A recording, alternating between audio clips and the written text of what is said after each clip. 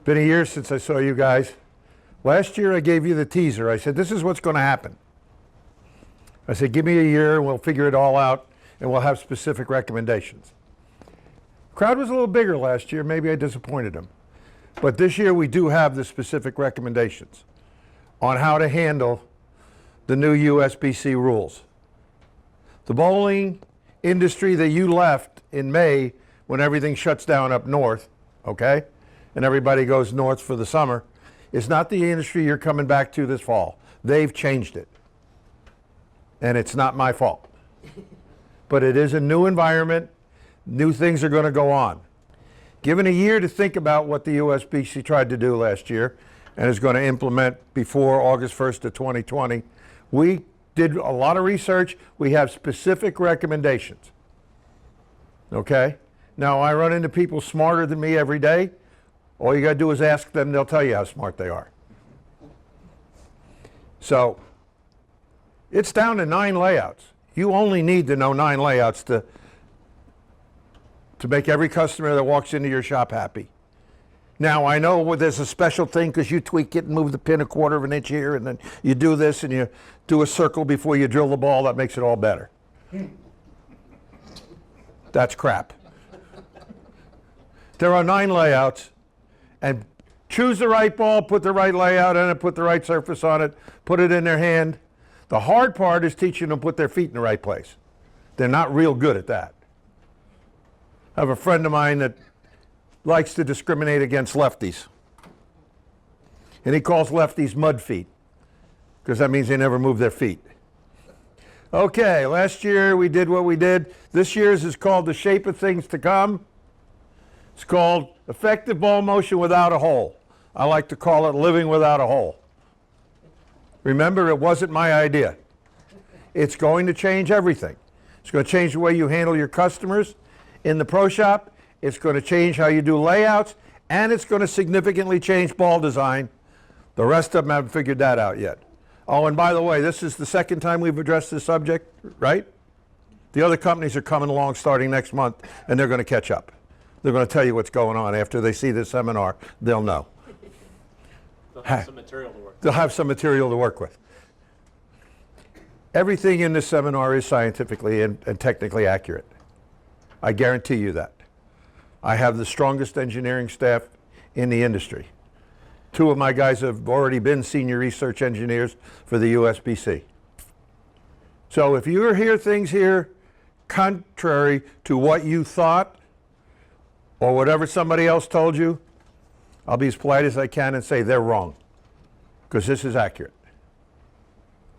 This is all about the laws of the universe, and there are no exceptions to the laws of the universe.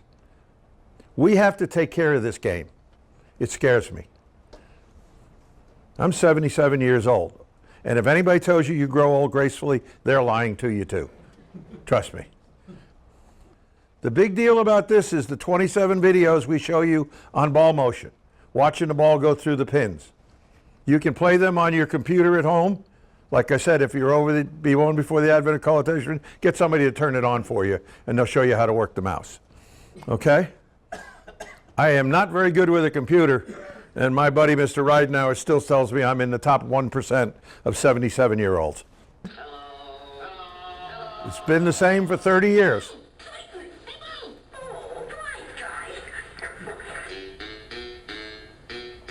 That hasn't changed, so I leave it in there all the time. You want to get in touch with me, I'm going to put my business cards up here. If you want to take one, that's fine. No, I do not have my cell phone number on the business card. I'm not an idiot. Because right now it never shuts up anyway. If you want to find me, that's my email address, mopeymagic@gmail.com. Okay. If you want to get me on Facebook, and I spend 4.5 hours a day on Facebook. You guys familiar with Facebook? Yeah. I lay out about 7,000 balls a year on Facebook. That's the number I figured out. And I don't think there's a pro shop in the country that drills 7,000 balls in a year. So my boss says don't get off Facebook. Okay. If you want to find me, type in Radical MOP, one word.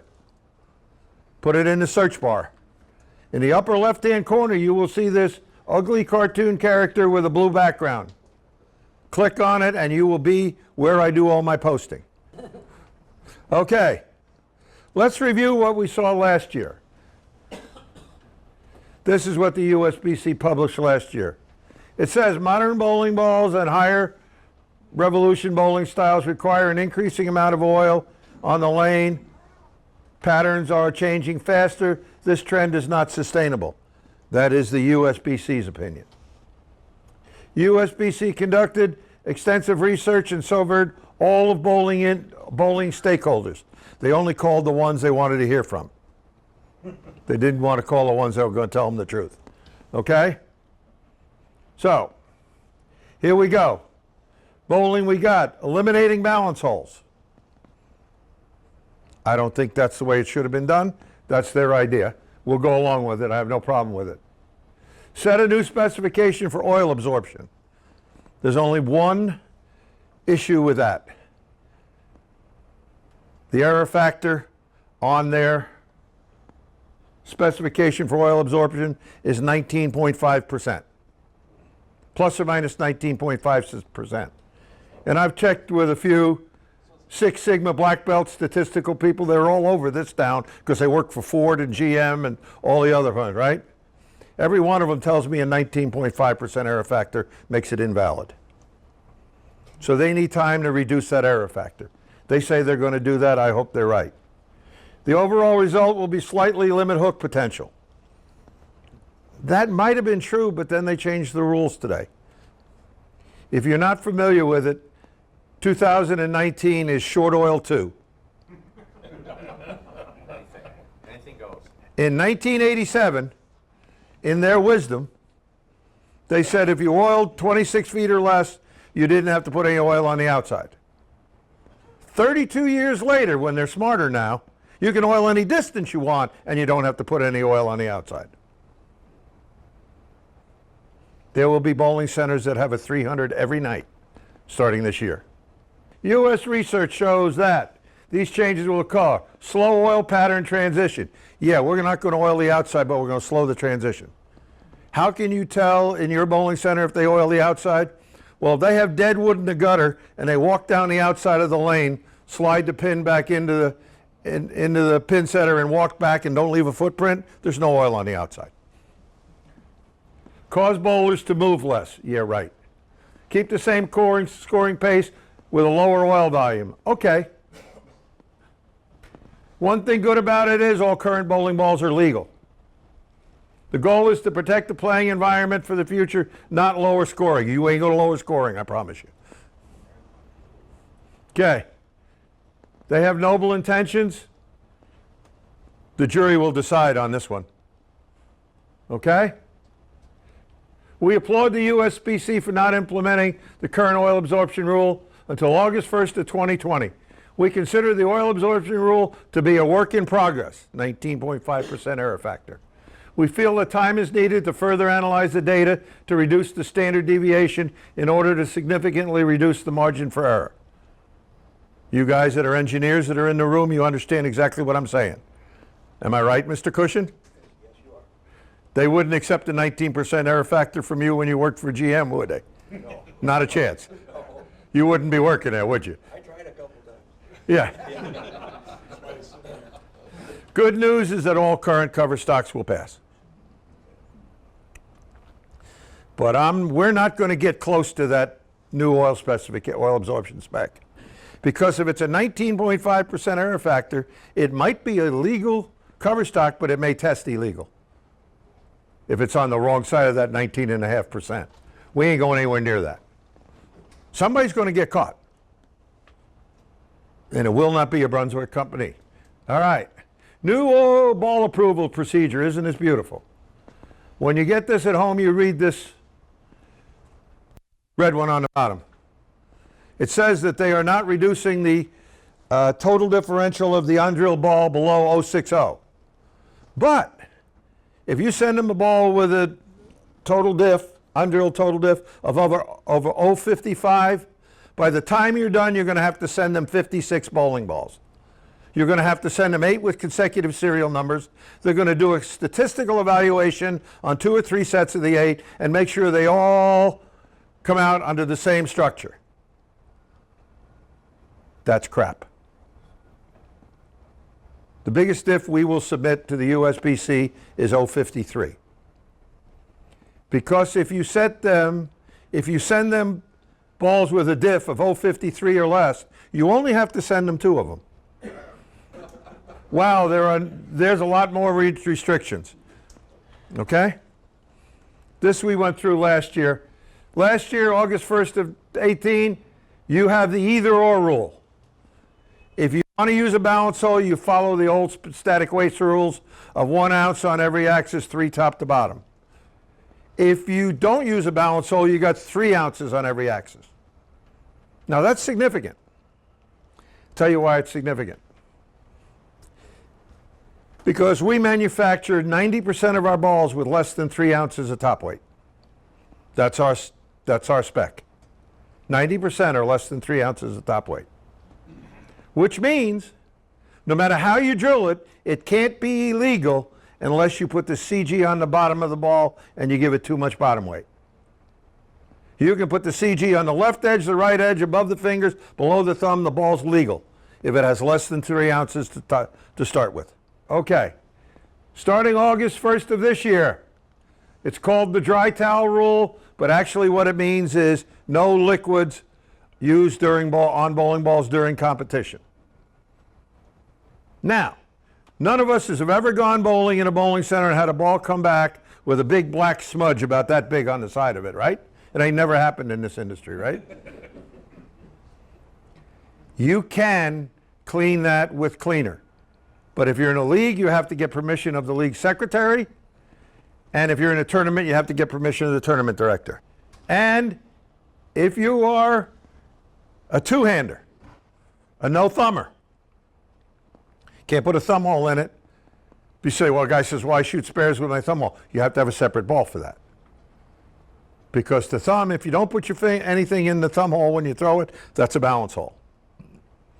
If you're a no-thumber or you're drilling for one, you have to put an X on the ball. You have to scratch an X on the surface of the ball. Why? Because when they bowl, that X has to be under their palm. It prevents them from having a ball and turning the inserts around and using it as 2 different bowling balls. If they're going to change the rules, we're going to change the tools. We spent a year updating our R&D, and we have new core designs, new layouts. We've simplified it for you. If they want to do it this way, we're going to show them how to do it. Okay. Eliminating balance holes will have a profound effect on successful ball drilling and bowling ball design. Because you have to increase the rotational inertia of the ball in your core design in order to get it hit like it's got a balance hole in it. That's your new word for the day, rotational inertia. Okay. Immediate benefit of new specs. The pin to CG distance no longer matters. I don't care if it's out 6 inches, a half an inch, 2 inches, it don't matter. Now, you're going to have a hard time convincing your customers of that. Like I said, I run into people smarter than me every day. All you got to do is ask them, they'll tell you how smart they are. Okay? Here's the proof of it. If you had a ball with a pin out 4 inches, the lateral shift of the core is about 0.160 inches. That's for a 950 volume CC core, standard volumes, okay? If it's out 2 inches, the core is only shifted 0.060 inches, which means there's only a 1/10 of an inch difference in how the core is placed in the ball, difference between a 2-inch pin out ball and a 4-inch pin out ball, and you want to know something? It doesn't matter. It doesn't matter. Distributors like that because they're tired of getting the call from the pro shop. Well, I want a ball with 2.8 to 3 on top, and I want the pin out exactly 3 1/4 inches. Distributors love that.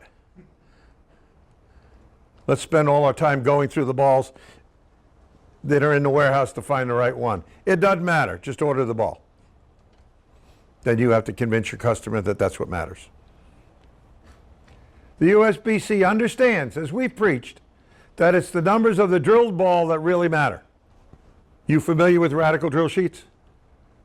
Every one of our drill sheets has the numbers. With any layout you use, it tells you what the numbers of the ball are with that layout. I'd like you to do something, just for fun. If you're drilling a ball from another manufacturer, and you know what layout you're going to use, why don't you call them up and talk to their R&D people and ask them, by the way, if I drilled this ball of yours with this layout, what are the intermediate and total diffs of the drilled ball going to be? There will be silence on the other end of the line. That's the one thing I haven't figured out yet. I want to know what I end up with if I do this. But the industry doesn't seem to care. They order them anyway. I don't follow that one, but that's okay. I've been out of the mainstream for forever. That's why they chose to eliminate balance holes instead of lowering the total differential of the undrilled ball. They didn't lower the total diff of the undrilled ball, but they instituted new procedures that make it impractical to do a ball with more than 0.55 total diff. I can make an 0.53 hook as much as anybody's 0.60 does. Make it hit as hard, just as hard too. Okay. To understand ball motion accurately, we have to realize that core shape determines ball motion.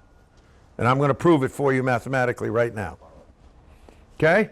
That motion is then modified by the layout chosen and the cover stock that we use on the ball.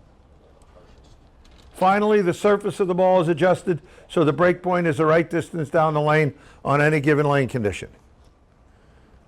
Core shape determines motion. I know you can't see the core, but it's why the ball rolls the way it does.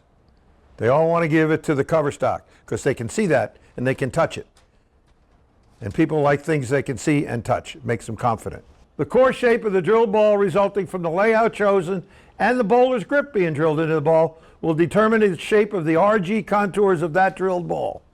New word, RG contours. Significant to what a ball's going to do. Those RG contours are then determine the axis migration path of the ball as the ball goes down the lane. This will result in the motion of the drilled ball as it travels down the lane. The axis migration path tells you everything. And the axis migration path is determined by the RG contours of the drilled ball.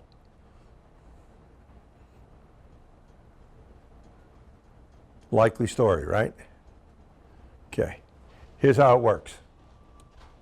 Let's study the effect of drilled RG contours and the pin to spin line on ball motion. It is significant. Understand that all drilled balls are at least slightly asymmetrical. I've got guys that say, I only throw symmetrical balls, and I say, no, you don't. Because if it's got a hole in it, it is not symmetrical anymore. It may only be slightly asymmetrical, or it may be very asymmetrical, but nobody in this room has ever thrown a symmetrical ball unless you've thrown an undrilled ball down the lane just for the hell of it. Now, this is a radical ridiculous that we're doing this with. That's what's inside this ball. By the way, the ridiculous core of the radical is nothing more than a symmetrical katana core. There's the black dot is the pin on the undrilled ball. After we drill the ball, the pin moves away from the finger holes. The effective pin, which is the low RG axis, moves away from the finger holes. How much? About 1/4 of an inch. It's insignificant. Okay? So that red dot is the low RG axis or the effective pin of the drilled ball. This X represents the preferred spin axis of the ball after drilling. Preferred spin axis is a technical term for mass bias, because if it's asymmetrical, it has to have a high RG axis, which is the PSA. And on all symmetrical balls, I don't care where you put the CG. Put it on the left edge, the right edge, above the fingers, below the thumb, in your back pocket. It's going to spin on the thumb. which means that that's where the high RG axis is. These black rings around the ball are the RG contours. There's actually an infinite number of them. But what it means is that every spot on each one of those rings has the same RG value once the ball is drilled. That's what an RG contour is. It's all the points on half of the ball that have the same RG value. Those are RG contours. I only put 4 of them there, but like I said, there's an infinite number of them. They're around the top of the ball, the bottom of the ball, and there are a couple of them around the PSA and on the opposite side. There's the layout. Line from the pin to the PAP. I put the PAP in here. That's the pin to PAP line. That red line is the VAL. So the pin to PAP distance and the VAL angle are the only ways you can adjust the motion of a symmetrical ball. You have 2 tools. You can change the pin to PAP distance, and you can change the VAL angle. Nothing else matters other than the surface you put on the ball. And then I was asked yesterday in Chicago about, well, a lot of pro shops don't use your PAP. And my answer to that is I wouldn't go there. Without the bowler's PAP, you are throwing darts against pin to PAP, VAL. Pin to PAP distance and VAL angle. That's how you adjust the motion of a symmetrical ball. And now I'm going to put the axis migration path on it. When they throw it and the ball flares, the axis is going to migrate. From the PAP for a right-hander, left towards the fingers, that's what the axis migration path looks like. And what's really interesting about it is it follows the RG contour. So the RG of your ball never changes as the ball goes down the lane. Now, guys say, well, if I throw it a little bit different, I can do that. No. No. You can squeeze your cheeks all you want. You can run it out all you want. You can get down on one knee. You can do anything else you want. But once you let go of that ball, you are a spectator. And you have predetermined that that's the migration path of the axis. So we now understand what RG contours are and what effect they have on ball motion. All right. Spinning a drilled symmetrical ball. Let's see. And what I'm going to do here is show you how to use a determinator to find the preferred spin axis of a ball. We're going to use the Beyond Ridiculous in this case, and we're going to spin this 3 times before this video is the seminar is over. Okay, first thing I'm going to do is put the ball in the determinator. Ryan is right-handed, so I use the left-hand column, and I get the direction of rotation the same. This is the way the ball would rotate off his hand. Going this way, thumb first, and then followed by the fingers. Okay, let's spin it and find out where the PSA of this drilled ball is.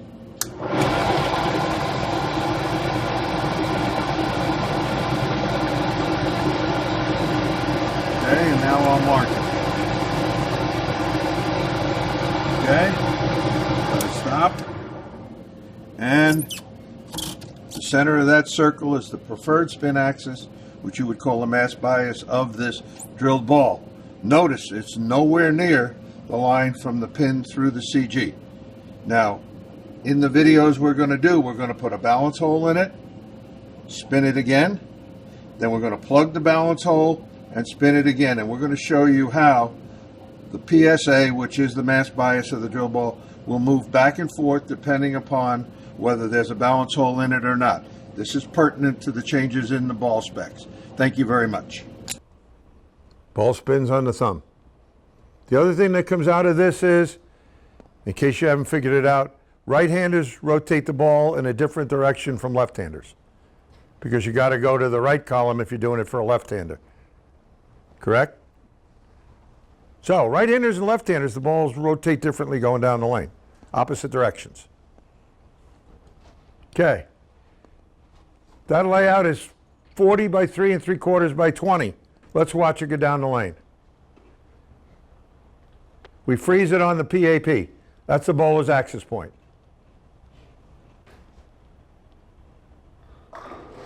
Okay, let's see what happens if we put a balance hole in it. We're going to spin the Beyond Ridiculous Pearl again. You'll notice we put a balance hole in it. The balance hole is an 1.125" drill bit, 3 inches deep. So we moved a significant amount of mass. Okay, again, I'll set it up like I did the last time for a right-hander on the left column, so the ball's spinning in the right direction. And we'll turn it on and see how far the PSA has moved. There's the original PSA there.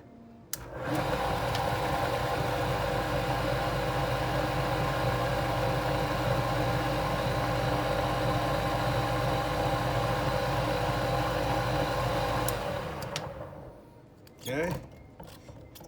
You'll notice the PSA has moved from on the thumb hole to over here, almost in line, on the line from the pin through the CG. So this is now the PSA. When we measured it, it moved 2.5 inches to the right. Okay? Moved 2.5 inches right. So when you put a balance hole in a symmetrical ball, because it reads the pattern better with the hole in it, you ain't changing the balance of the ball and putting more side weight in it or taking it out. You're moving the PSA of the drilled ball. That's how you get different motion. Let's watch it go down the lane. Now he can open up the lane with it. Bowler moved his feet 3 boards left and sent it right with the balance hole in it. Now, there are people that have perceived that that's because we've changed the weight balance. Anybody here speak Spanish? That's caca. There's the ball without the balance hole. There's the ball with the balance hole. There is the preferred spin axis of the ball without the hole. There's the preferred spin axis of the ball with the hole. Those blue dots represent the RG contour and the migrating axis path. Each one of those dots is 15 degrees. So the ball over here on the left without a balance hole migrated 15, 30, 45, 60, 62 degrees before the axis migration crossed the pin to spin line. A ball revs up when the migrating axis crosses the pin to spin line, because that is the minor axis of the elliptical path of the RG contour and the axis migration path. Wow. I said. Pin to spin line. Pin to spin line. Pin to spin line. Okay. That's what you get. Over here where the balance hole is, this is now the pin to spin line because the PSA of the drill ball is here. Each one of them is 15 degrees. That's 35 degrees. So this axis point migrated 35 degrees before it revved up. This axis point over here migrated 62 degrees of axis migration before it revved up. That means there's 27 degrees difference in the axis migration between the two balls. Which ball revved up sooner? Bingo. That's why symmetrical balls with balance holes rev up sooner than symmetrical balls without them. The PSA moved 2.5 inches right where the 1.125" balance hole was drilled. This resulted in the ball revving up and reading the lane sooner, creating more overall hook because the ball revs up when the migrating axis crosses the pin to spin line. That's just fact. Problem is, can't do it anymore. Starting August 1st of 2020. I haven't laid out a ball, and I've done them in some of these guys' shops, some of your shops, with a balance hole in a year. Because I don't have to. I got different core designs, and I can now take care of it. Okay? And if anybody tells you that this is wrong, you ask them to prove it. Tell them to bring their calculations with them. This is no longer possible after 8/1 of 2020 under the new USBC rules. So, conclusion. The fact that you can no longer use a balance hole will neuter the effectiveness of symmetrical balls. We'll still use them, but we're not going to be using them in high-performance bowling balls much anymore. Eliminating the ability of ball drillers to use balance holes when drilling symmetrical balls will significantly reduce the overall hook and versatility of those drilled symmetrical balls. Adding additional surface to a symmetrical ball after the balance hole has been plugged will help offset some of the loss of hook of that symmetrical ball. But the hitting power of the plugged symmetrical ball will probably still be negatively affected. This is the new world. And I'm going to reiterate, it wasn't my idea. I would have reduced the size of a balance hole. I would have made it 7/8 of an inch. Because the volume of a 7/8 of an inch balance hole versus an 1¼ balance hole, it would have cut the volume of the balance hole in half and would have still given you the ability to adjust the ball motion for a customer, to tune it, without adding a lot of hook. You can change the surface, but you can't change the shape of the ball motion anymore. So I'm not so sure it was the right thing to do. But it's not my job. Understanding the effect of PSA location on the motion of a drilled ball. This is an asymmetrical ball and changing the PSA location on an asymmetrical ball. First of all, the low RG axis, which was the pin on the undrilled ball, moved away from the finger holes, like we said it would, about 1/4 of an inch. But with this asymmetrical ball, you can only do this with asymmetrical, we've put the locator pin, the lightning bolt, the whatever it is on a ball. We put it in 3 locations. In the thumb hole, halfway in between the thumb hole and the VAL, or on the VAL. Those are 3 different layouts. And that's how you adjust motion on an asymmetrical ball. On a symmetrical ball, I don't care where you put it, it's going to spin there. Here's your pin to spin line. If it's on the VAL, it's this first red line. If it's halfway in between, it's the second red line. And if it's in the thumb hole, it's the third red line. By the way, an asymmetrical ball drilled with the PSA in the thumb hole will roll like a symmetrical ball with a balance hole in it, because the core structure will give you the strength of the motion, because you don't have the balance hole to make it asymmetrical. Okay? So that's how you handle it. Okay. Now, let's add the axis migration path. Bingo. You'll notice that the axis migration path is up near the top of the finger hole here. That's how the axis migrates as the ball goes down the lane and the ball flares. This migrating axis crosses this pin to spin line here, this here, and this there. If you use the same pin to PAP distance and VAL angle and just change the PSA location on the drill ball, this ball will rev up the soonest, this one in the middle, this one will go down the lane and rev up the latest and probably have a slightly sharper break point. But you can only do that with an asymmetrical ball. So what you do when you move that PSA around, you don't change your balance, you actually change when the migrating axis crosses the pin to spin line, therefore when the ball revs up. So anything that's asymmetrical, and the USBC says, this is their spec, okay, 010. If the undrilled ball has an intermediate diff of less than 010, and you ask me about that, okay, it's symmetrical. If it's over 010, it's asymmetrical. So if you got a guy that tilts the axis a lot, we call them spin biscuits, okay? You want to use longer pin to PAP distances to get the ball to roll up for him. On the other hand, if you get the guy that stays behind the ball, because that's what his coach told him years ago. By the way, if you stay behind the ball long enough, it'll never hook. If you don't rotate the axis, it ain't going to hook. That's science also.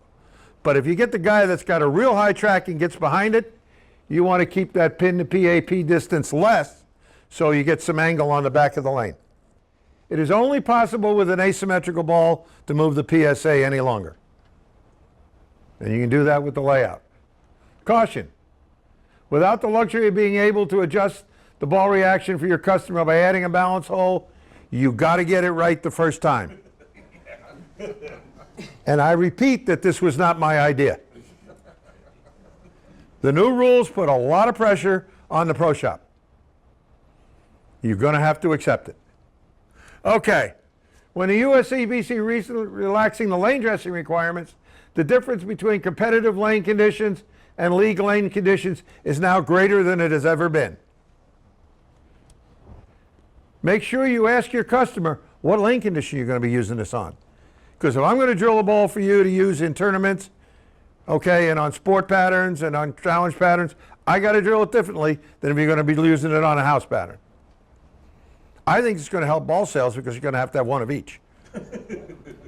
So I'm not opposed to that. Competitive and sport lane conditions are still the same, but anything goes on today's league lane conditions. We're going to go over the radical ball development process. This is only radical. Okay? My boss wrote this. Okay. We set very specific ball performance targets. We design cores that will provide the desired numbers after drilling to hit the performance targets and the shape. It's numbers and shape. Select and test at least 3 cover stock formulations to hit a performance target and confirm that the ball is effective for multiple bowler styles. Test a variety of ball finishes to tune the ball motion for the best out-of-the-box performance. That's what we do. You can call the other companies and they'll tell you, hey, well, we do the same thing. That's what they do. We do that too. Okay. Most bowlers believe that there are only 3 types of covers, solid, pearl, and hybrid. Well, there are at least those 3. However, there are many base reactive systems and a variety of additive package formulations, each with an option of solid, pearl, and hybrid. We have 3 base formulas that we use a lot. We have 8 additive packages, and you can get them all in solid, pearl, and hybrid, which means we only have 72 choices. We put lots of time and effort into making sure that the core cover combination provides the best possible ball motion and pin carry. And I can tell you this because I've just seen the numbers through August. Radical is up drastically this year over previous years. And we appreciate that from you guys because you're the guys that are selling them out there. And we appreciate that. That's gratifying to us. And we want to keep doing it, brother. We want to keep doing it. Okay. Your process for getting it right. Here's how you do it. Select the right ball. Use the right layout and make the right surface adjustment. Ball, layout, surface. Ball, layout, surface.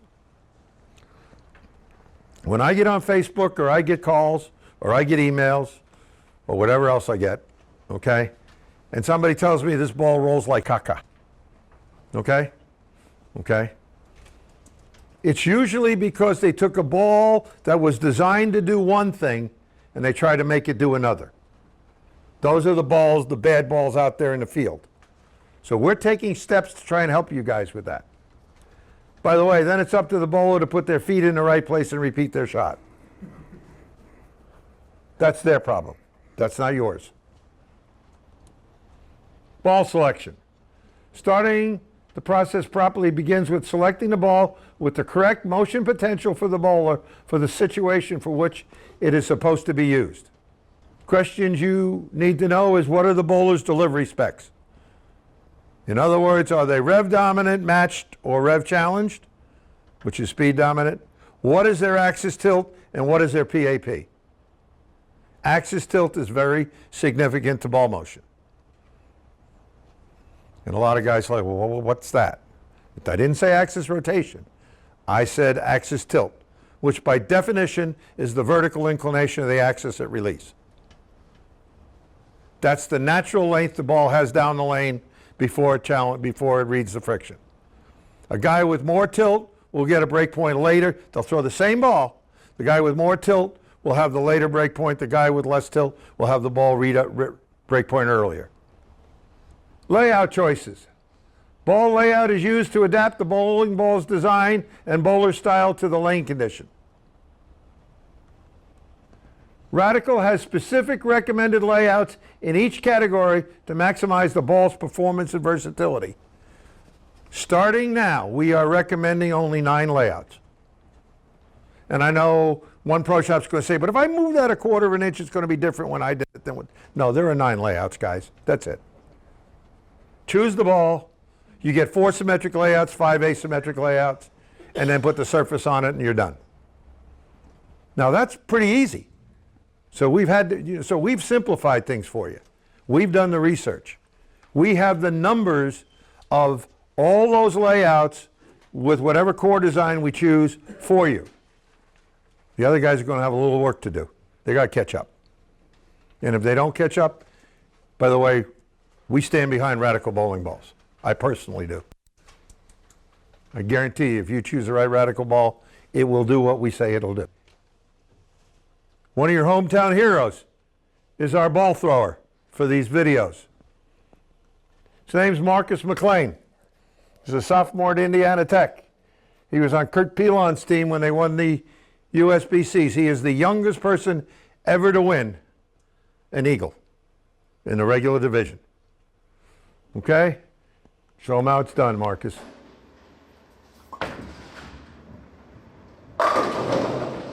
By the way, Bill Taylor is turning over in his grave. You'll notice two things about current bowling styles. Number one, his head is over where the ball crosses the foul line. Two, his ass is left.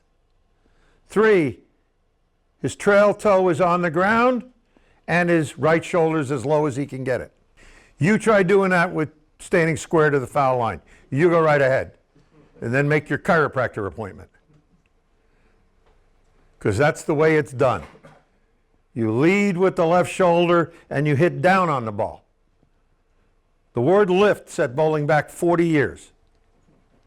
Today you hit down on the ball, not up on it. You want to know why? Because the pins ain't on the ceiling. They're on the ground. You hit down on the ball, you feed the ball into the lane. I'll tell you why. Because the sooner you get the ball down on the lane with a force driving it into the lane, the sooner you scrub off the rotation and tilt. And if you scrub off the rotation and tilt earlier, you can let go of the ball with the same rev rate at the foul line, but at the pins it's going to have a higher rev rate. And I don't care what the rev rate is at the foul line, I want to know what it is at the pins. And you get a higher rev rate at the pins if you feed the ball into the lane and scrub the rotation and tilt off with a downward descending blow. Had to show that to Steve Jaros yesterday. Well, I have to get my shoulders. I said, good. Did you bring your spare ball with you? And we did it. He bowled for about 40 minutes yesterday. And all of a sudden, he's sucking the 10 off the deck, sucking it off the wall. Okay? Get over the ball, feed it into the lane, drive the ball into the lane, scrub off the rotation and tilt. You will have a higher rev rate at the pins. And that's all the pins care about. That's all what I care about. There are 4 symmetrical layouts. Max flip, most versatile, smoother motion, smaller hook. You have VAL angles between 20 and 45 degrees. You have pin to PAP distances from 2 1/4 to 4 1/2. Drilling angles don't matter. Remember that this chart is done for a bowler with a PAP of 5 inches over. Please remember that the drilling angle of a drilled symmetrical ball doesn't matter because the PSA of the drilled symmetrical ball be in the thumb. There is an exception. If the bowler has a preference for a CG location, I suggest you use it. If he says, man, I like my CGs out here to the right, you put it there. It ain't going to affect anything on a symmetrical ball. Why do you put it there? Because the first time he throws it down the lane and doesn't strike and you put it in a different place, he's bringing it back to you because you screwed up his bowling ball. Here is the true symmetric on the Squatch Solid. Okay, there the chart the same. Now we have all the numbers. And there is a number, the performance differential, which represents the flare potential of that bowling ball. And what is the performance differential? That's real simple. It's the square root of the sum of the squares of the intermediate diff and the total diff. I'll give you another definition. It is the Pythagorean relationship between the intermediate diff and the total diff. Mr. That's how I like to refer to it. I know you would. So what does that All the smart-ass engineers in the room know exactly what I'm saying. So what does that tell us? It tells you it takes into account the intermediate and the total diff to get that number. It takes both into account because they're mutually perpendicular vectors. Now comes the fun part. There's the picture of the ball. with the axis migration path for that layout. There's the name of the ball. Okay? We're going to do the different layouts. Now, you're going to get 3 videos of every layout. Number 1 will be the ball going down in real time. The second video will be the ball going down in real time with a piece of white tape on the pin. Now, I've been designing bowling balls since 1987. And when I design a bowling ball, I take a 1-inch piece of white tape, Dave's seen me do it, tear it in half, and I stick it on the pin. Why? Because I want to see what the core migration looks like as the ball goes down the lane. I got a question for you. How come I've never seen anybody else do that in my whole life? They don't want to know? My livelihood and my reputation depend on how good that ball rolls. I want to see it. Please explain to me why bowlers don't do that. You can't do it in competition, but you can do it in practice. Let's see Marcus throw the ball down the lane. Now, I put the piece of white tape on the pin.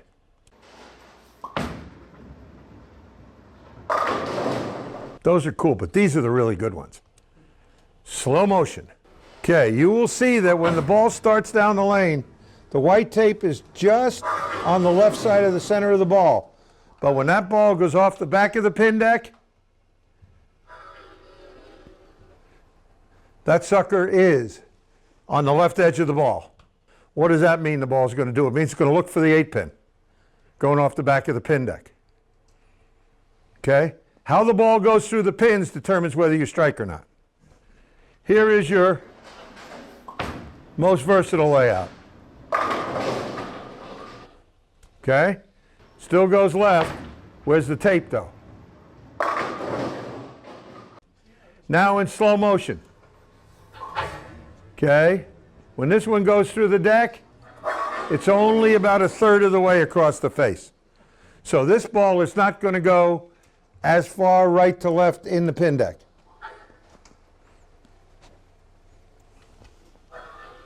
See it? Now let's look at the smoother motion. This one is right over the top of the ball as it goes through the pin deck. And the ball doesn't go to the left edge of the lane. Here we go. See it? Okay. So the core is in a different position going through the deck on all 3 of those layouts. That's why they're going to carry differently. Now, smaller hook layout, what we call a short pin layout. What do short pins do? They don't roll early. That's caca. Short pins hook less but hit hard. So if you want to play further right and straight and more parallel to the lane, and you still want it to hit, you use a shorter pin layout, which in this case is 2 1/4 from the axis.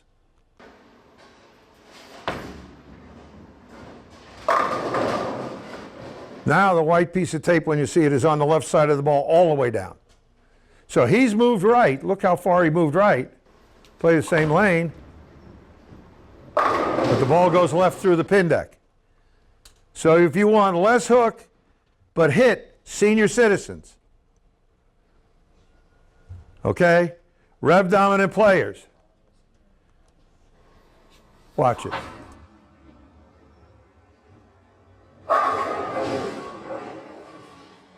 Pros and cons of urethane versus shorter pin, smaller hook layouts.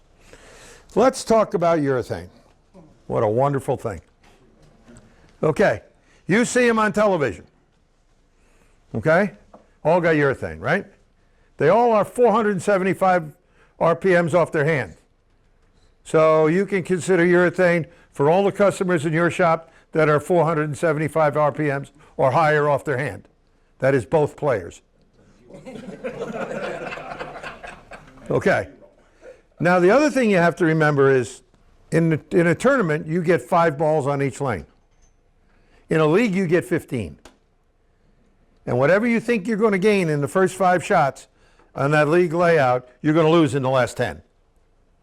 Because the lane's going to get ugly on you if you're going to throw 15 throw a urethane ball for all the frames.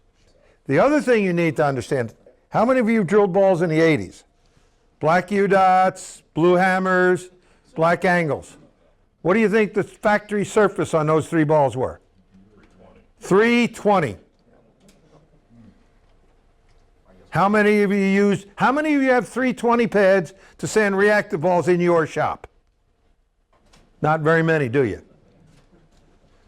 But they're 320 when they were designed. And the other thing I can tell you is they'll fill up with oil and they'll stop hooking quickly. When they use it for an 8-game block in qualifying in the tour, they'll use the same ball until it stops hooking. About a game and a half. Then they'll put it down and take another ball that's never been thrown with the same surface on it and the same layout and use it again. So there are times when these guys will use 5 different urethane balls, all drilled the same in the same 8-game block. So you tell your customer that if he's going to bowl in a league, he's got to have 3 of them. You go ahead and you sell them all 3. You find out how many of them he buys. You got to sand them every time you use them. Because on the tour, these 5 balls, they let their tour reps sand them for them. I did an article for the Bowler's Journal in the 90s called Reactive Conditioning. I took a 5-man team, a good 5-man team from the 90s. They averaged about 1,100, which was okay in the early 90s. And they bowled 3 games on 1 lane with urethane balls. And during the 3 games they moved, they were all right-handers, they moved 8 and 5 right. They moved 8 and 5 right because of the carry down. On the odd lane, then those 5 guys threw reactive resin balls with balance holes in them that flared. And after 3 games, they moved 9 and 5 left. So because they used reactive instead of urethane, their feet were 17 boards different at the end of 3 games on the approach. And for those of you that can't count, that's 3.5 dots. Right. So, both balls flare less, resulting in less hook. Urethane ball results in much more carry down. Urethane balls tend to destroy oil patterns. Urethane balls lose hook more quickly because they fill up with oil. Short pin reactives, smaller hook layouts, definitely have less carry down, result in the pattern lasting longer, and they will actually promote the pattern for opening up. Now, Jacob Berdorf, left-hander that can screw his wrist 180 degrees, and you can't. He owns 25 purple hammers. And a lot of them have the same layout, he just keeps changing them. And he hands them to his ball rep, told him to sand them for the next block. Urethanes absorb 0 oil, true urethanes. Reactive resins absorb oil, therefore, by the time it's thrown and comes back on the ball return, the amount of oil on the ball is much less. You try to wipe it off with a cloth, you're not going to get it out of a urethane ball. It is a non-porous structure. Reactive resin has porosity. Because if you put it on they do it in the test, you put an eyedropper, take an eyedropper, take a drop of oil and drop it on a reactive resin ball and walk away and come back and it won't be there. Do the same thing with a urethane ball. That oil will be there on the surface when you come back. That's fact. Moderate asymmetrics. Hey, you get 5 layouts. Why? Because you have a pin down layout. Do not do pin down layouts with symmetrical balls. No. Some guy says, well, I have a pin down layout with my symmetrical ball. I like it, rolls good. I said, does it have a balance hole in it? He says, of course it does. Well, I ain't going to be there next year. Plug that balance hole and bring your spare ball with you. And remember, a Rico drilling requires a balance hole. Plug the balance hole on a Rico drilling and see how it hits. Oh, that's really ugly. Bring a barf bucket with you. No pin down layouts with symmetrical balls, in my opinion. Asymmetrical balls, we got one. Maximum flip, most versatile, smoother hook, mid-lane hook, and then smaller hook. Again, horizontal, it's 5-inch horizontal. Now, we have VAL angles from 20 to 75 degrees. We have pin to PAP distances from 2 1/4 to 4 1/2, and we have drilling angles from 20 to 90 degrees because we can do things with an asymmetrical ball. So you got 9 layouts. You can invent your own if you want to, but you only need 9. Choose the right ball, use one of the 9 layouts, put the right surface on the ball, pat them on their head as they go out the door and holler Yahoo when they throw it. When doing asymmetrical balls, you use the drilling angle, the pin to PAP distance, and the VAL angle to create motion. 3 tools for asyms, 2 tools for symmetricals. Here's a conspiracy hybrid. First thing you'll notice is that the asymmetrical ball, the axis migration path is closer to the pin. That means it's going to lay the core down more. You see that? Because on the symmetrical one, it was through the bottom of the thumb finger hole. On the asym, it's through the top. Maximum flip layout. You can really see the pin on these balls. Tape. And tape again in slow motion. See how it goes to the left edge of the ball? And that ball goes with the tape. It's headed for the 8-pin. Here's your most versatile layout. You can play these over and over and over again, and you will learn a lot. Notice where the migration path is on the most versatile layout. It's below the finger holes. What does that mean? That means the core is standing up more as it goes through the pins. It's all here. And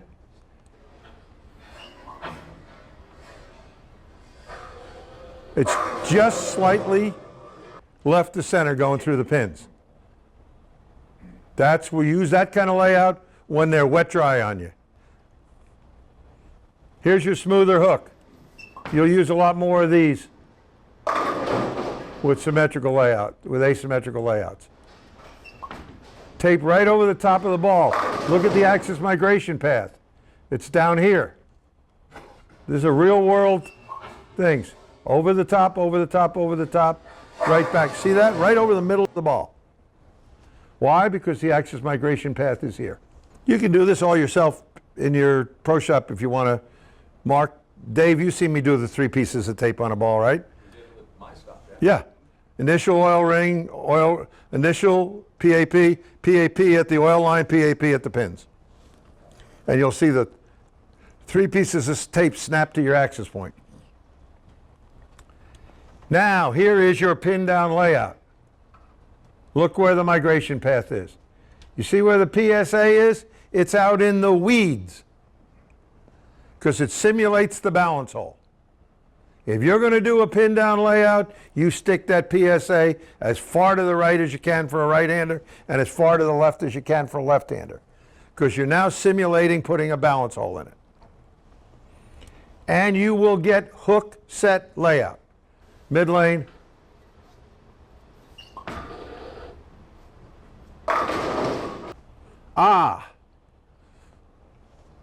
Bowling lesson. Mr. McLean. What hand is that that's on the picture? His left hand with his thumb down. I teach my kids today, keep the ball closer to your body, put it in motion, and point at your target when you swing the ball. Tell yourself what you're going to hit. That means you're leading with your left shoulder and Bill Taylor's rolling over in his grave again. You can't do that with your shoulder square to the foul line. You will need a chiropractor. Mid lane hook. Now in slow motion, watch it set up.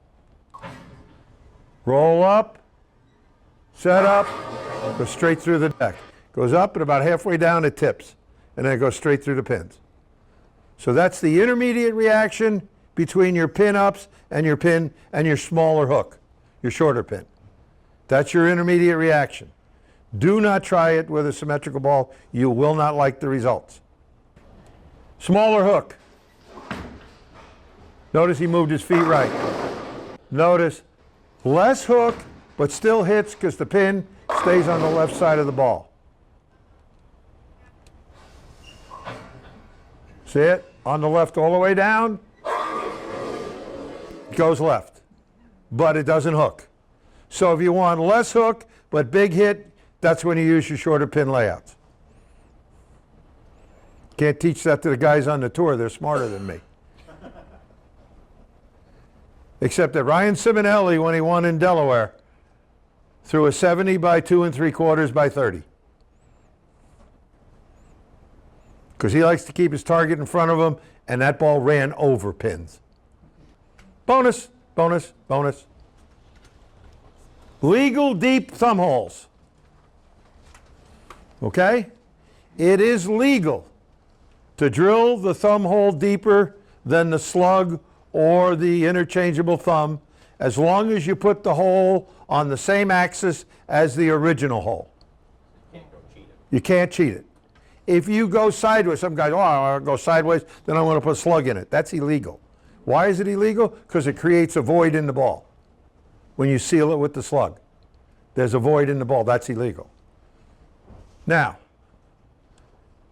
how do you do it?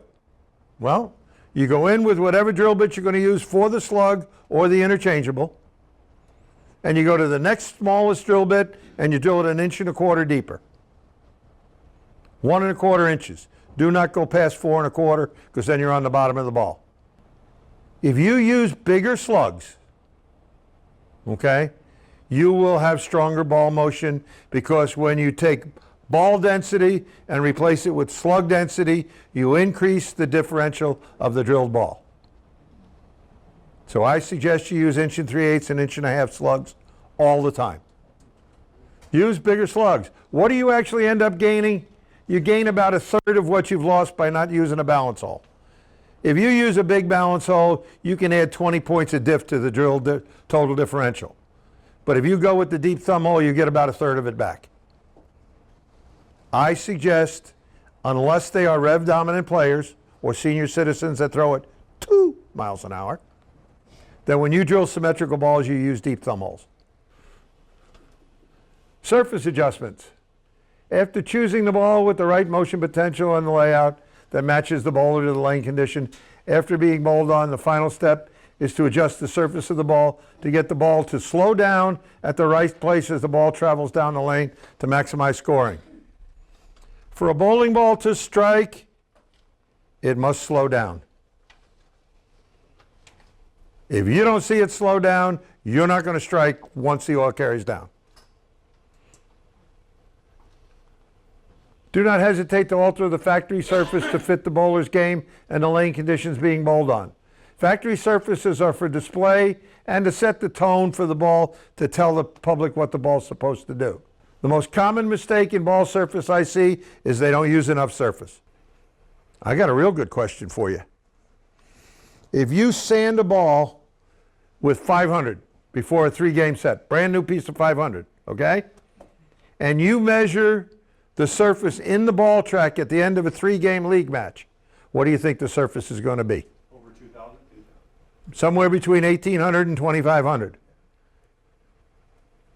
When guys who make a living at this game and make a living at this game, every time they use the ball during a block, they go back to the ball spinner or have their ball rep, sand their ball back to the original state, so their arsenal of balls is always the same. And I didn't say 3 weeks later. I didn't say a month later. I said every time you use it, because surfaces change fast. The game is no longer played parallel to the boards. That's how you get beat. Because every time somebody else throws a ball, it's going to affect your shot if you're playing straighter. I'd like to be the cause of what happens around me rather than the effect of what happens around me. Here you go. This is what you need to learn. True surface versus skip sanding. If you go through all the grits properly, every scratch on the surface of the ball will have the same shape. And they'll all be uniform scratches. But that's not what you want. You want what we call skip sanding. This could be 360, 1,000, 500, 2,000, 1,000, 4,000, 500, 4,000. What you see when you skip sand is you get scratches of different depths. It's irregularity. Now, why the hell would you do that? Doesn't look as pretty. No, it doesn't. But skip sanding is used to increase the ball's ability to read and react to a pattern better.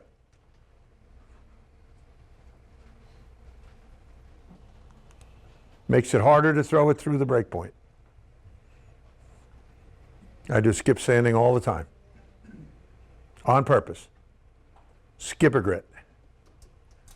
Put 500 on it, cover it with a light, hard 500, light 2000. Hard 360, light 1000.